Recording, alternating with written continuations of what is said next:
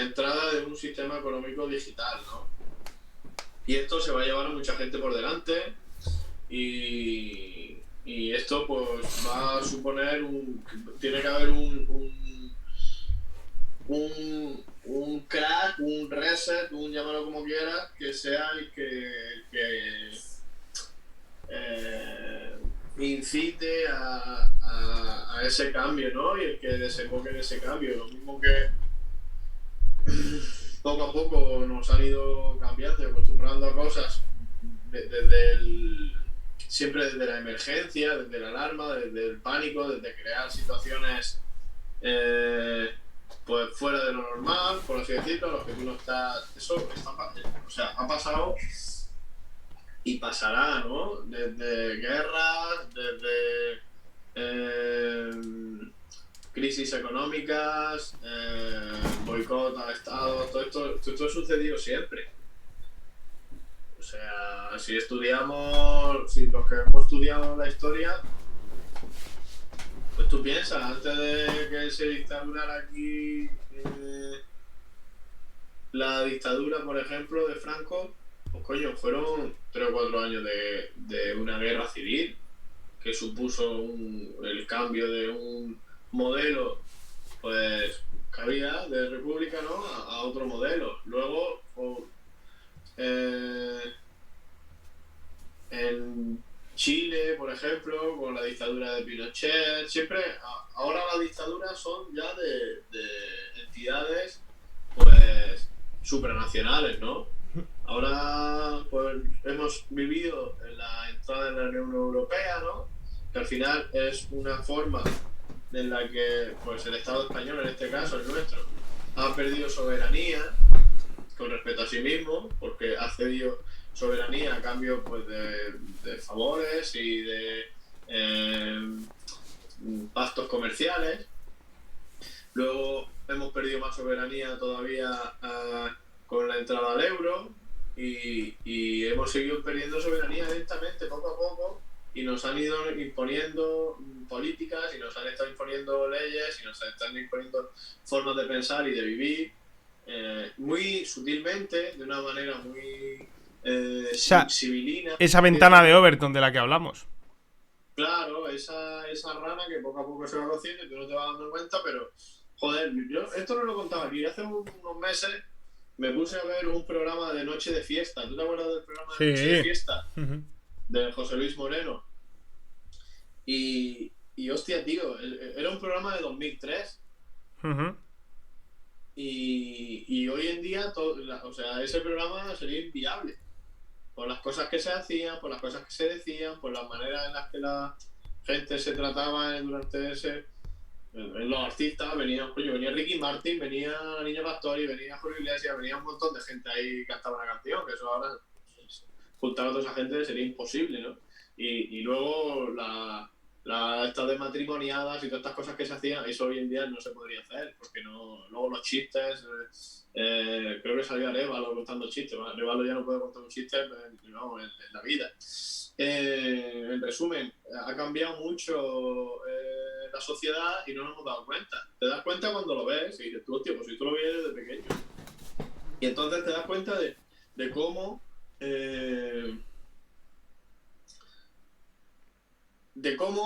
es normal que estemos un poco despistados y es normal que estemos un poco pues fuera de juego, los que pues digamos que no hemos educado y no hemos crecido con una serie de creencias. Yo, por ejemplo, que me crié con mis abuelos, tú imagínate, claro. Yo hoy en día yo ya pues soy una persona muy tolerante y entiendo todo y veo tal, pero yo mis creencias, por así decirlo, de base eran totalmente van en contra de todo lo que hoy en día se supone que es lo correcto, ¿no? Entonces, pues al final esto es una cuestión de sobrevivir y de crisis. Crisis, yo es una palabra que llevo escuchando toda la vida. O sea, esto no es nuevo. Yo de pequeño ya vivimos en mi familia una crisis gorda en el sentido de que pues había un estatus, había un nivel económico y un nivel de tal, y se fue todo al carajo. Por no verla venir tampoco, por pensar que las cosas, por pensar que se iban a estar haciendo casas infinitamente. En el momento, por la gente lo veía así, pero luego dices tú, coño, esto no tiene mucho sentido, ¿no? Pues ahora mismo está sucediendo lo mismo. Ahora mismo el Estado, creo que lo has compartido tú hoy, ¿no? Lo del vídeo este del Pedro Sánchez repartiendo dinero.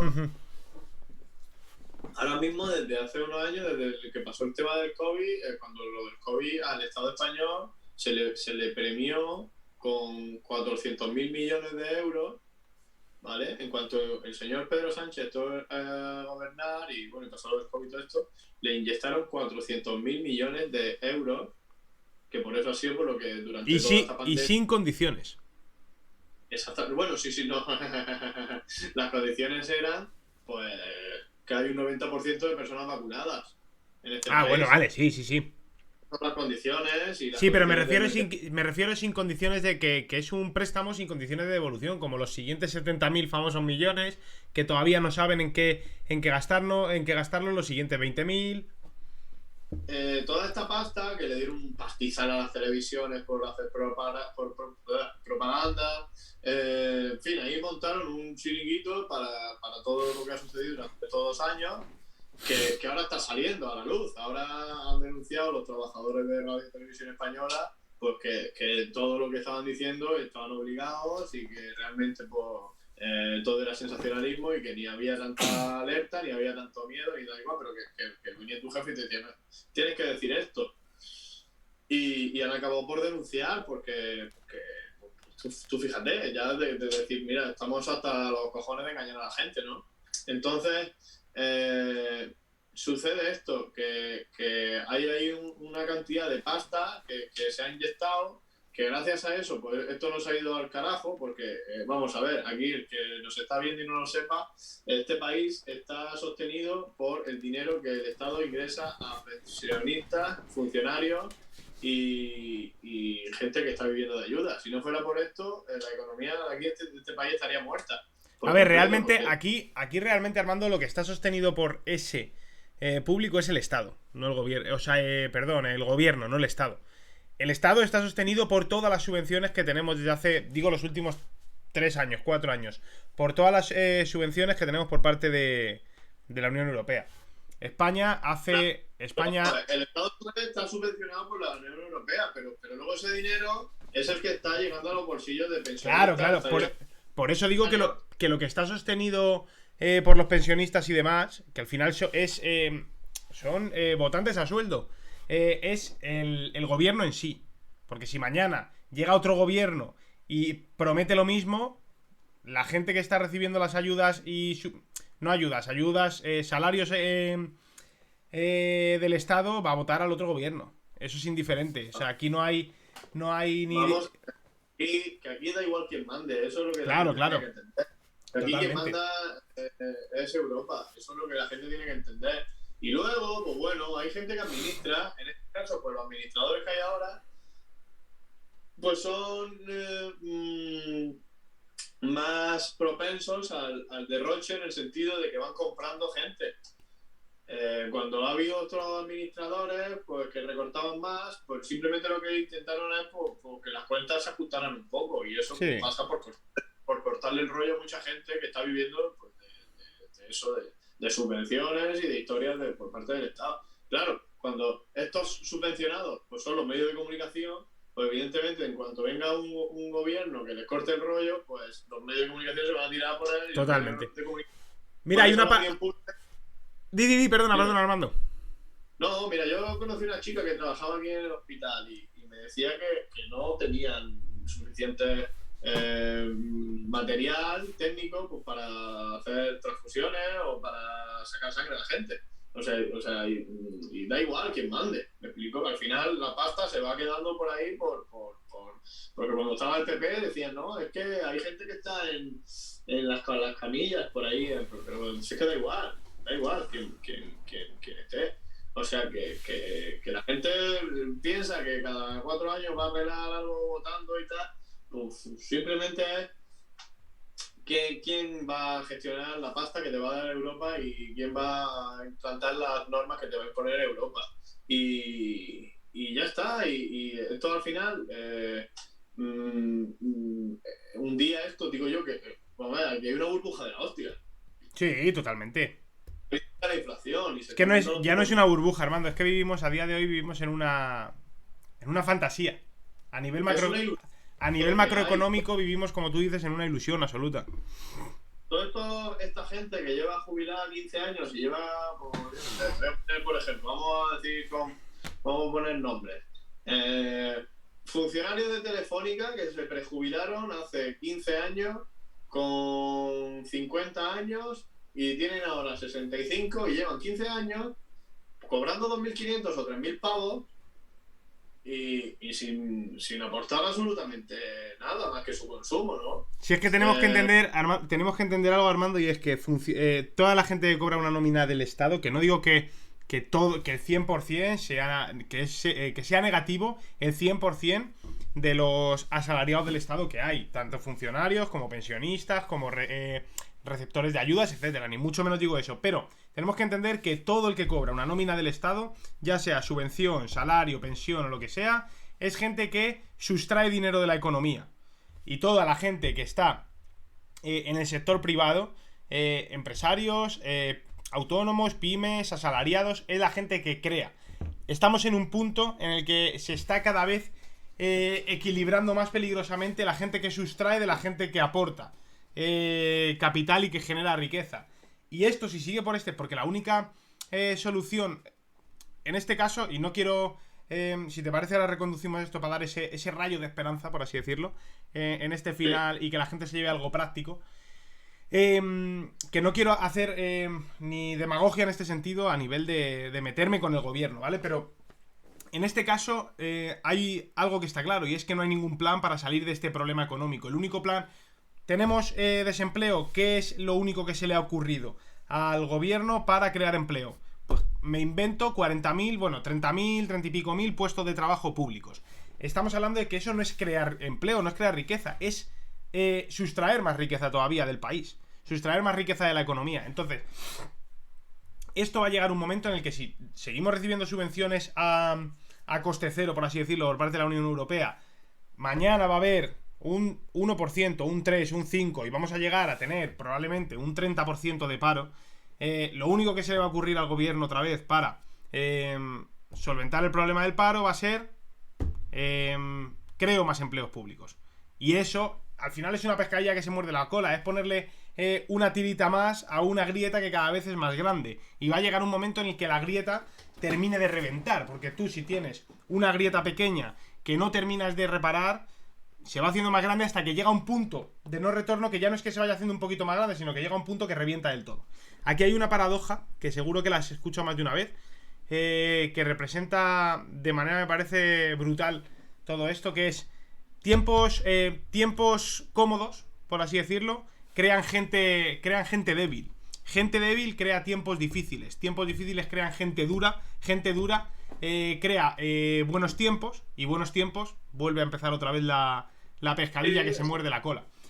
Entonces, yo con todo esto, que obviamente es algo que es inminente, y es que esto, el que se nos haya ocurrido hablar de esto es a raíz de que a mí me gusta mucho todo el tema de tanto macroeconomía como finanzas y demás, y todos los días veo algún analista, algún economista de diferentes signos, hablando de la crisis que se avecina, de cuándo va a ser el colapso absoluto de los mercados, de la economía, etcétera, por principalmente la crisis que hay ahora mismo, tanto de deuda como de oferta y demanda, porque ahora mismo tenemos un problema muy grande, y es que hay exagerada demanda por lo que se ha sobreestimulado la economía para la poca oferta que hay. ¿Qué pasa? Que eso es lo que hablan de, no sé si la gente ha escuchado el término de los cuellos de botella, que es, tú estás pidiéndole a alguien muchísimo para lo cual no tiene capacidad.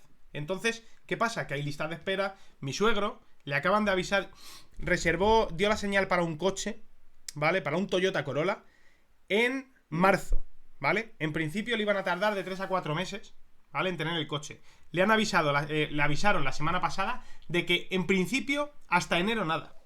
O sea, una lista de espera de un año para comprarte un coche de lo más simple que hay. Entonces, ¿a dónde voy con todo esto? Que bueno, puesto todo el contexto de la crisis, de la deuda, aquí tenemos que entender lo que hemos dicho más de una vez: crisis es igual a oportunidad. Las mayores empresas de la historia, los mayores hitos económicos, siempre a lo largo de la historia, podéis repasar cualquier granito económico, podemos decir, de la historia, vienen precedidos de una crisis. Las crisis son momentos de oportunidades. Y que la crisis, el que haya una crisis macroeconómica, no quiere decir que necesariamente se traduzca en una crisis microeconómica. ¿Por qué? Porque, y yo me pongo un ejemplo directo. Si yo, vuelvo a lo mismo, si yo tengo algo que a alguien le puede servir, si yo tengo algo que a alguien le puede aportar, puedo ofrecerlo y va a haber gente dispuesta a tener esa solución que yo doy. Entonces, a lo que voy con esto es, tenemos que dejar de pensar un poco en el mundo tal como lo conocemos de busco un trabajo, espero, me formo, etcétera, etcétera, busco un trabajo que espero que sea para toda la vida. Tenemos que entender que tanto la tecnología, el vivir en un mundo cada vez más digital, cada vez más automatizado, va a hacer que cambien muchísimo el rumbo de los puestos de trabajo, va a hacer que desaparezcan puestos de trabajo, que aparezcan nuevos puestos de trabajo, va a hacer que haya gente que sea exageradamente dependiente en su puesto de trabajo, prescindible, coño, no dependiente, que no van a ser necesarios, y que todo esto, unido a la crisis que va a haber laboral, etcétera, la gente se va a quedar sin trabajo, va a haber puestos de trabajo que no vuelvan a existir, va a haber puestos de trabajo. A ver qué dice aquí Lin. Por primera vez en la historia de España, el empleo público supera al sector privado. Es insostenible, efectivamente. Totalmente. Es imprescindible. O sea, puede ser. Yo no considero que sea imprescindible, pero sí que en la sociedad en la que vivimos y por cómo nos comportamos en comunidad, creo que es necesario, ¿vale? En ciertos sectores. Pero a lo que voy con todo esto es que tenemos que empezar a pensar en qué puedo. En vez de empezar a pensar qué puedo sacar yo del mundo, qué puedo aportarle yo al mundo. Porque a partir de ahí, si tú te planteas, y voy a dar una receta de 3 pasos, por así decirlo, que creo que no es complicada y que es bastante plausible. O sea, si tú tienes, todo el mundo tiene alguna habilidad, todo el mundo tiene algo, no todo el mundo, pero gran parte de la población tiene algo por lo que tus amigos te preguntan. Cuando cuando tengo una duda sobre ordenadores, sea que amigo mío le pregunto. Cuando alguno de mis amigos tiene una duda sobre entrenamiento, sobre algo que le ha dicho el médico de una analítica, saben que me preguntan a mí. Entonces, si tienes algo que en lo que eres, tienes algo más de conocimiento que el promedio, empieza a buscar la manera de utilizar eso a tu favor para conseguir no tener que depender de cómo esté el mercado laboral, no tener que depender de que una empresa me contrate. Entonces, ¿cómo podemos hacer esto? Y pongo un ejemplo muy sencillo. Una persona que tenga conocimientos en diseño gráfico, diseño web, me da exactamente igual. Ponte a buscar en Google empresas pequeñas relacionadas con algo que te guste. Me da igual lo que sea. Te gusta el deporte, y ponte a buscar empresas pequeñas sobre deporte. Métete en sus páginas web y plantéales una propuesta por email de cómo puedes tú ayudarles a mejorar su página web y por qué les interesaría mejorar su página web tal como tú les propones. Haz eso al día con 20 empresas, con 20 páginas web, y más de una te va a contestar diciendo que le cuentes más. Entonces, que es simplemente el aportar ese punto de vista, Armando, de esperanza y de que hay otras formas de salir adelante, y hay otras maneras diferentes de enfocar el ámbito, en este caso laboral, las crisis, etcétera. No sé tú cómo ves todo esto. Está claro que hay algo que has dicho que es básico, que es en vez de cómo yo voy a sacar tajada de esto, o cómo yo voy a vivir del cuento, o voy a vivir de esto, o voy a dar, si pensamos de dónde yo puedo aportar, pues la cosa tiene muchísimo más sentido. Porque al final, tanto a nivel personal como a nivel económico, como a nivel vital, lo que nos va a dar satisfacción, abundancia, prosperidad, es el aportar. Eso está en todos los libros que yo he leído sobre mentalidad, pues eso, de abundante, de desarrollo personal y tal. Todo está en el propósito y en ayudar y en hacer algo, aportar algo que a ti te guste y que con eso tú ayudes a otros. Si es que es fantástico. Pero si tú te gusta trabajar la madera, pues coño, hazte carpintero y vende muebles o vende figuritas o trabaja la madera de la manera que más te guste. Si eres albañil y te encanta hacer casas, pues vas a disfrutar todos los días de tu trabajo. Yo disfruto de mi trabajo y a mí no me cuesta trabajo hacer mi trabajo porque va alineado con mi propósito. ¿Por qué? Porque estoy ayudando gente, porque estoy explicándole pues, cómo tienen que entrenar o cómo tienen que gestionar su entrenamiento. Y yo sé que todo lo que yo les digo, si lo hacen, pues van a mejorar. Y los que están mejorando y me vienen y me dicen, hostia, Armando, pues me mola un montón el entrenamiento, estoy mucho mejor, estoy más fuerte, no sé qué. A mí eso no tiene precio. Absoluto. Porque ahí está, claro, ahí es donde yo conecto con mi propósito ya más espiritual, pero ahí estoy donde yo estoy aportando también. Ahora, si yo cojo y digo, bueno, digo, yo ahora voy a estar aquí vigilando el monte, que a ver, que a lo mejor tu propósito en la vida puede ser vigilar el monte. Sí, por supuesto. Habrá gente que le encante dar paseos o sea, a ver, habrá gente que le encante la naturaleza. A mí, por ejemplo, ese es un trabajo que tampoco me importa. Salir a ver cómo está el monte, cómo está la calidad del agua. Me encantaría porque me encanta la naturaleza. Pero tú fíjate que un urbanita, una persona que no le mola para nada el estar en la naturaleza, coge y por tal de tener un sueldo o tal, o mira, te voy a poner una persona que no le gusten para nada a los niños, pero que por tal de coger y tener un sueldo estable y tener 3 meses de vacaciones al año, pues decir estudia magisterio, porque se fija en lo que se va a llevar. Me voy a llevar, pues eso, me voy a llevar por 2.000 pavos todos los meses, 14 pagas, y luego encima para colmo me voy a estar 3 meses de vacaciones.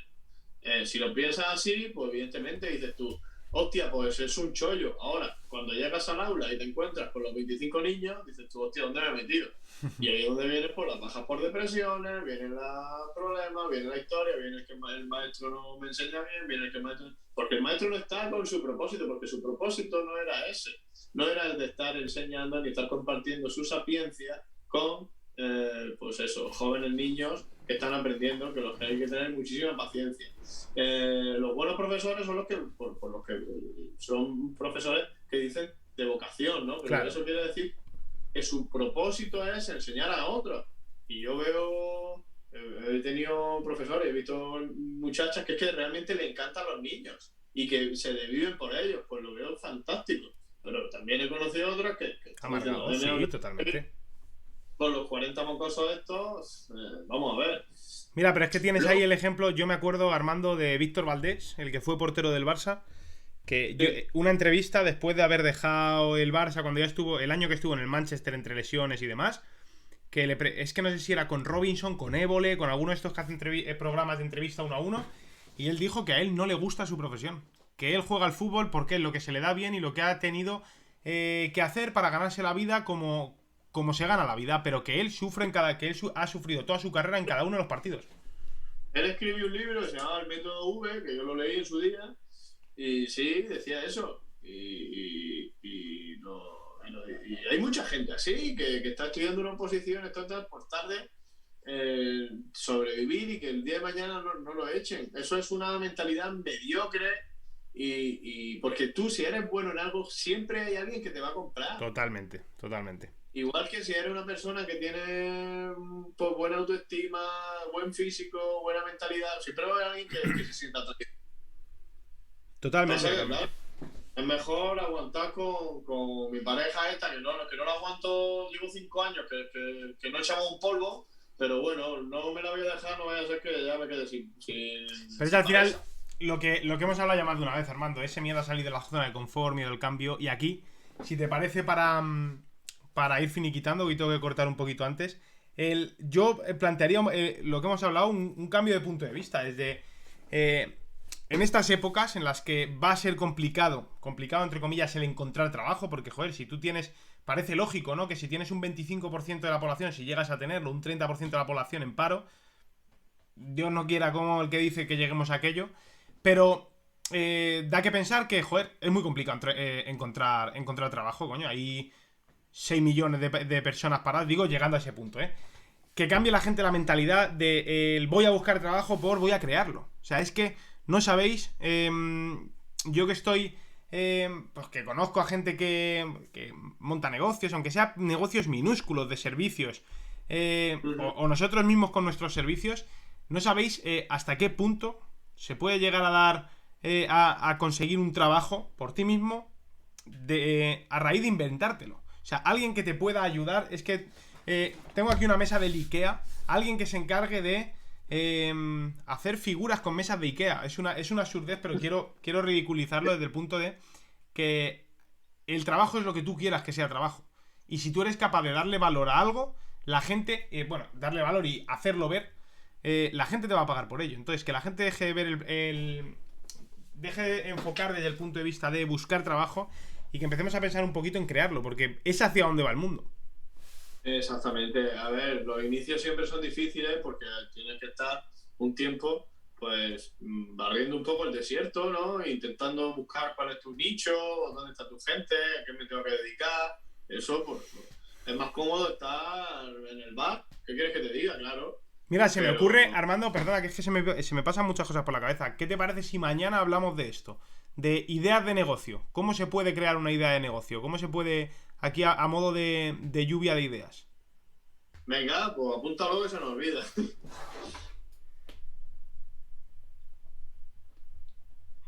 Y bueno, sí, vamos terminando. Familia, un placer un día más estar contigo aquí, Dani, y luego como siempre. Que haya gente que nos vea, que tenemos ya ahí unos cuantos fieles seguidores que siempre están ahí. Daros las gracias, ¿vale? Y nada, y si os gusta el canal, pues compartirlo con vuestra gente, con esa amiga, con ese amigo que está un poquillo a lo mejor perdidillo, que necesita también escuchar algo distinto a lo que le cuentan sus padres o le cuentan sus amigos. Y nada, y que sepáis pues que nada, aquí estamos todas las noches echando un ratico con vosotros, intentando compartir pues, simplemente lo que a nosotros pues, nos ha ayudado, ¿no? O nos ayuda. Y intentando crear una comunidad de personas pues conscientes en el sentido de lo que hay, de lo que nos enfrentamos, y intentando sobreponernos de la mejor manera posible, con el mejor ánimo posible, con la mejor actitud y bueno, y teniendo claro hasta el potencial que cada uno de nosotros es capaz de desarrollar. Sí, señor. Así y que mañana anímense.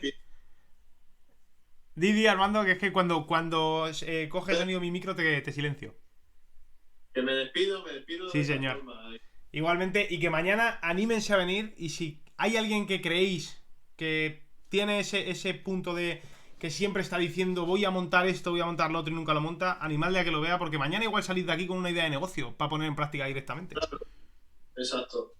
Pues bueno, muy buenas noches a todos. Armando, que descanses, mañana más y mejor. Exacto, mañana más y mejor, chicos. Buenas noches a todos.